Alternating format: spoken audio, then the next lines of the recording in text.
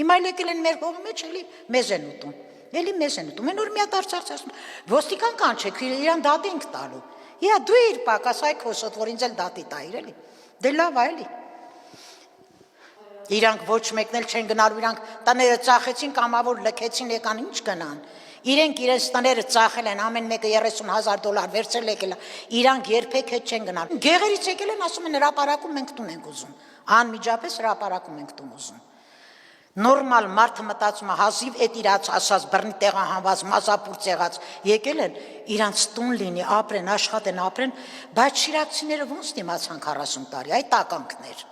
հիմա էլ են ասում մենք որ կյանքի իշխանության մինդ մնալու չի ստեղ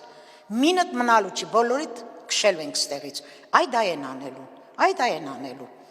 ու այս ազգը դեռ տակ է հələ 10,000-ի 20,000-ի համար վազում ընտրությունների մասնակցում այդ վիժված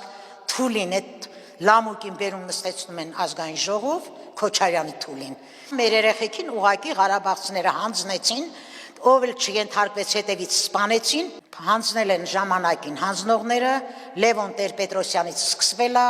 անցել է Սերժ Ռոբերտ ծախել են իրենք իսկ Նիկոլ Փաշինյանը սխալը նա էր որ ավելի շուտ պիտի կանգնեցներ այսքան երեխեք չկոտորվեին եւ այն ժամանակ Նիկոլ Փաշինյան պիտի փակեր Ղարաբաղի ճանապարհը ընդհանրապես